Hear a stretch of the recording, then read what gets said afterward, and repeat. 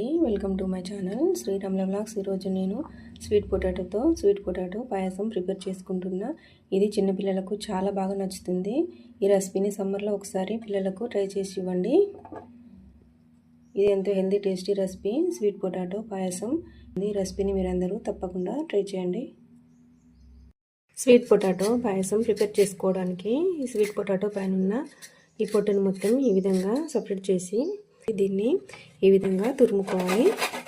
Recipe prepare చేసుకోవడానికి gas పైన bowl పెట్టి 2 స్పూన్ల నెయ్యి వేసుకొని అందులో డ్రై ఫ్రూట్స్ని వేయించుకోవాలి.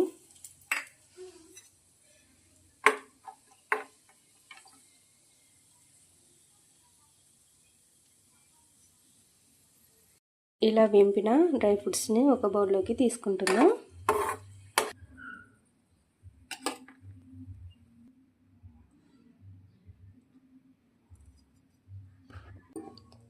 ఈ విధంగా తురుముకున్న స్వీట్ పొటాటోను ఒక బౌల్లోకి తీసుకుంటున్నా. ఇప్పుడు డ్రై ఫ్రూట్స్ వేయించుకున్న బౌల్లోనే స్వీట్ పొటాటోని వేసుకోవాలి.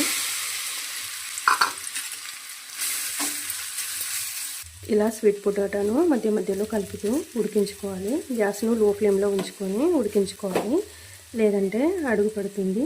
స్వీట్ పొటాటో వేగింది. ఇప్పుడు ఇందులో సరిపడినంత షుగర్ వేసుకుందాం.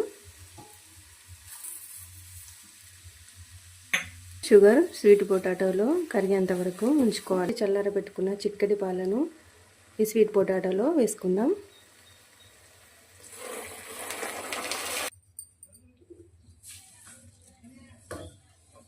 పాలను స్వీట్ పొటాటోలో వేసుకొని బాగా ఉడకనివ్వాలి. ఇలా దగ్గర పడేంత వరకు ఉంచుకోవాలి.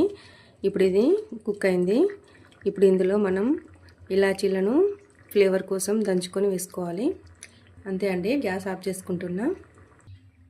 ఫైనల్గా ఇందులో డ్రై ఫ్రూట్స్ వేసుకుంటున్నా. అంతే, స్వీట్ పొటాటో సేమియా ప్రిపేర్ అయింది. ఇప్పుడు దీన్ని సర్వ్ చేసుకోవడానికి సర్వింగ్ బౌల్లోకి తీసుకుందాం.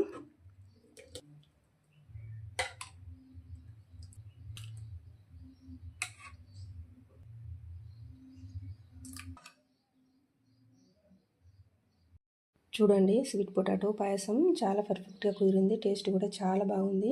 ఈ రెసిపీని పిల్లలు తినడానికి చాలా బాగా ఇష్టపడతారు కాబట్టి ఒకసారి ఈ విధంగా ఈ రెసిపీని ప్రిపేర్ చేసి మీ పిల్లలకి ఇవ్వండి. ఎప్పటికీ స్వీట్ పొటాటోను ఉడకబెట్టి ఇవ్వకుండా ఒకసారి ఈ విధంగా పాయసంలో ప్రిపేర్ చేసి పిల్లలకి ఇవ్వండి. అదేవిధంగా పెద్దవారికి కూడా చాలా బాగా నచ్చుతుంది కాబట్టి ఈ రెసిపీని మీరందరూ తప్పకుండా ట్రై చేయండి. ఎంతో healthy tasty recipe sweet potato payasam మీరందరూ తప్పకుండా ప్రిపేర్ చేసుకోండి.